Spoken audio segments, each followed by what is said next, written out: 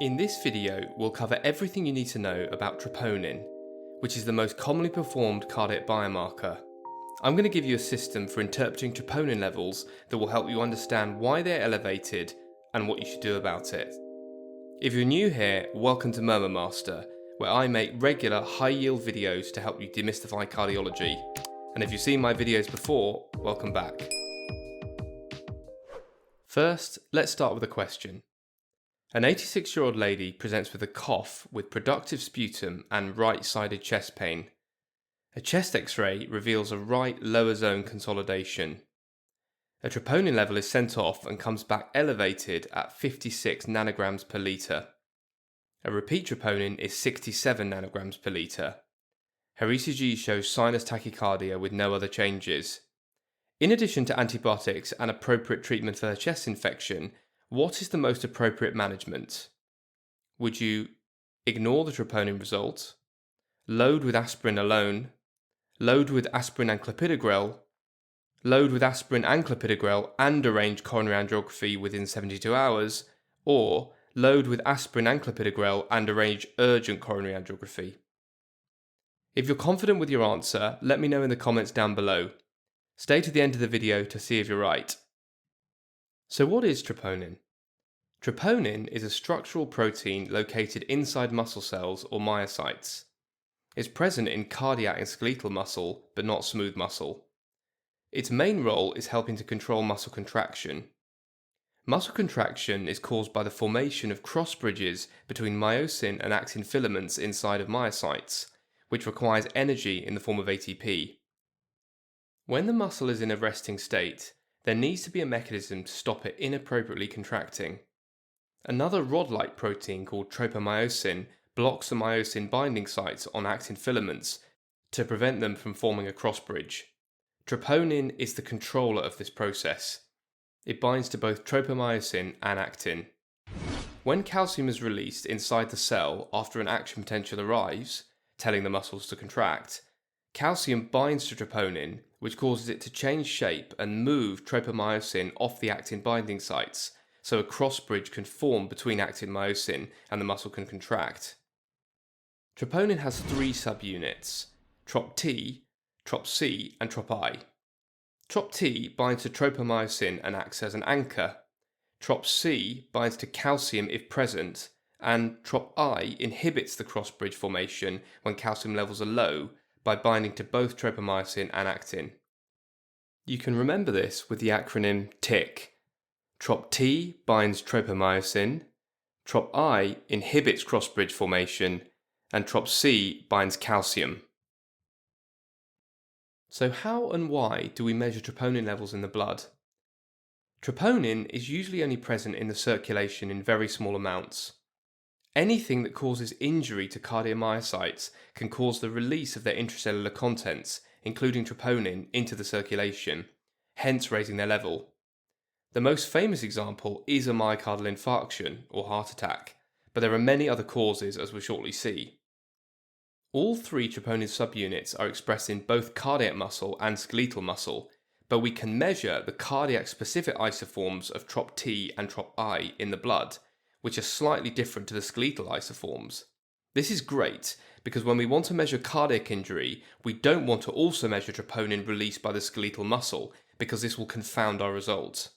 However, very annoyingly, the cardiac isoform of Trop-T can sometimes be expressed by skeletal muscle, so it is less specific for myocardial injury and can be elevated in skeletal myositis or rhabdomyolysis. Cardiac Trop-I, on the other hand, is only ever expressed in the heart, so it is very specific for myocardial injury. So what is an abnormal blood troponin value? The short answer is this depends on your laboratory, because different labs use different assays. Troponin is detectable in small amounts in the normal population, hence most assays set the upper limit as the 99th percentile of this normal population. Check your local reference range to see what the upper limit of normal value is, but as a rough indication, in my hospital, any Trop-I value greater than 14 nanograms per litre is considered abnormal. So now for the system I use to interpret abnormal troponin results. I try to split all patients into one of the following four categories based on the troponin results and clinical presentation. Firstly, type 1 myocardial infarction, next, type 2 myocardial infarction, then acute non-ischemic myocardial injury, and finally, chronic non-ischemic myocardial injury. Let's see how this works in detail. The definition of a myocardial injury is a single measured blood troponin value greater than the 99th percentile or upper limit of normal for the lab's reference range. All this shows is that there is some factor that is causing some form of injury to cardiomyocytes. Some injuries are acute and some are chronic.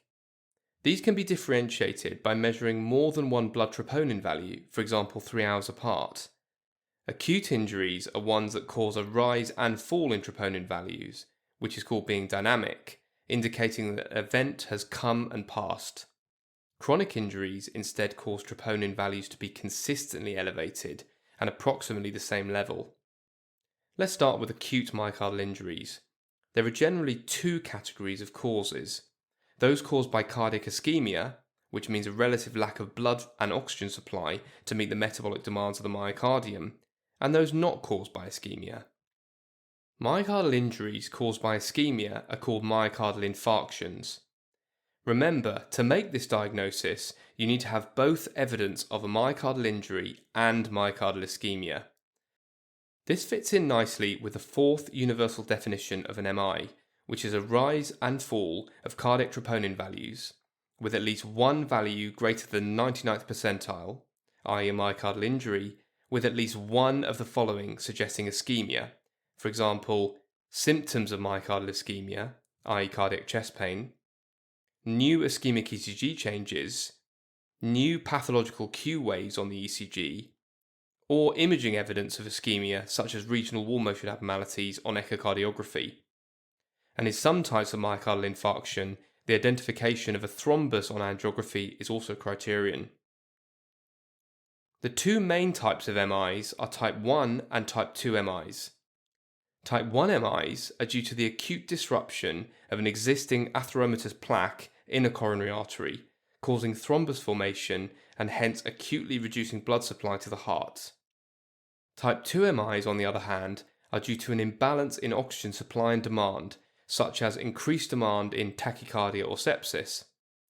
If there is existing, albeit stable, coronary plaques, the coronary blood flow may now be insufficient to meet the demands of the heart. This can cause an infarction and hence acute troponin release. But remember, a patient with a type 2 MI must also have evidence of ischemia as well as a systemic cause, such as cardiac chest pain or ECG changes. Now back to the system. Suspect a type 1 MI in a patient with acute, dynamic and elevated troponins who is presenting primarily with symptoms or signs of ischemia, such as cardiac chest pain and or ECG or imaging changes, such as ST depression or elevation.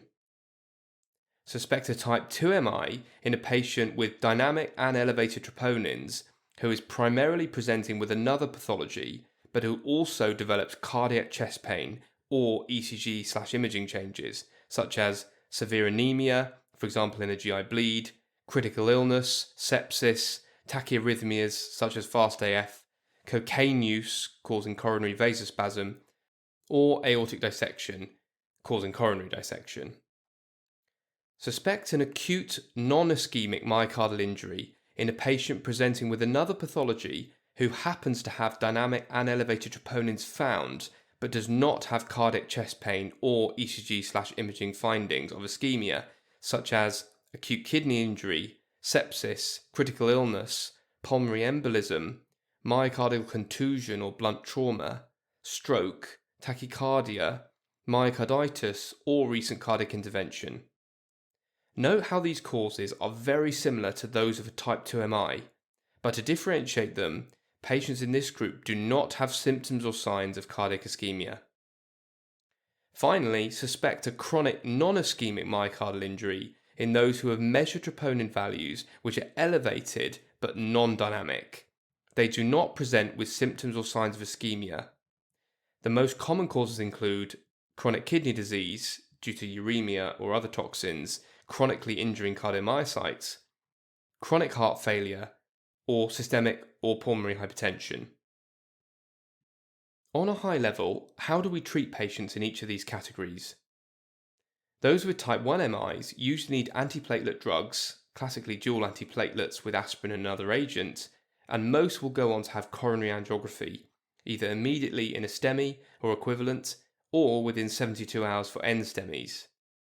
Those with type 2 MIs mainly need treatment of the underlying pathology, such as sepsis or tachycardia, because treating this will itself reduce myocardial ischemia. Aspirin can be considered if the patient is not already on it, because those in this group mostly have existing, stable coronary chronic disease. These patients do not usually need coronary angiography. Those with acute non-ischemic myocardial injuries exclusively need treatment of the underlying cause and should not be treated with antiplatelet drugs or undergo angiography. And finally, those with chronic non-ischemic myocardial injuries do not need any specific treatment. So now let's consider how troponin levels change after a myocardial infarction. Most high-sensitivity assays can detect troponin T or I within 3 hours of the insult. Although this is fairly quick, it means that it is possible for a patient to develop an acute coronary occlusion and have normal troponin values in the first couple of hours. That's why we measure more than one troponin value in patients who present within the first 3 hours of chest pain. Troponin usually peaks at around 24 hours after the event and then starts to decrease. It stays elevated for a period of 1 to 2 weeks before gradually returning to baseline. We should therefore expect troponin values to remain elevated for some time after a patient has an MI. Now let's go back to our question. Which category do you think this lady falls into? Well, she has dynamic troponins and they are elevated, so this is an acute myocardial injury. But there is no evidence of cardiac ischemia, because her chest pain is non-cardiac and there are no ECG findings, so she most likely has an acute non-ischemic myocardial injury. She has not had a myocardial infarction. For all intents and purposes, the troponin result can be ignored and she should not be treated with antiplatelets and does not need angiography. Instead, the focus should be on treatment of her pneumonia. Now for a few tips and tricks. As a cardiologist, I get quite a few phone calls every day when I'm on call about troponin levels. In addition to categorizing patients by the above criteria, here are my secret tips and tricks. When I look at the troponin results, I also look at hemoglobin, inflammatory markers and renal function. If they're significantly deranged, it makes a type 1 MI less likely, because it indicates that there is another significant concomitant pathology occurring at the same time. If the troponin results are very elevated, for example greater than 10 times the upper limit of normal, the chance of an MI is much higher. Troponin results in the thousands, i.e. hundreds of times the upper limit of normal, are almost always caused by MIs or myocarditis or another primary cardiac pathology. Those that are only mildly elevated are instead more commonly caused by non-ischemic injuries from a secondary pathology. I don't worry too much about differentiating type 2 MIs from an acute non-ischemic myocardial injury because ultimately the management is the same, which is treatment of the underlying cause. And that was a Murmur Master summary on troponin. I hope you found this video useful. If you did, consider liking and subscribing. It really helps the channel and you can expect loads more content like this in the near future. Also, consider checking out the Murmur Master app if you haven't already. See you next time.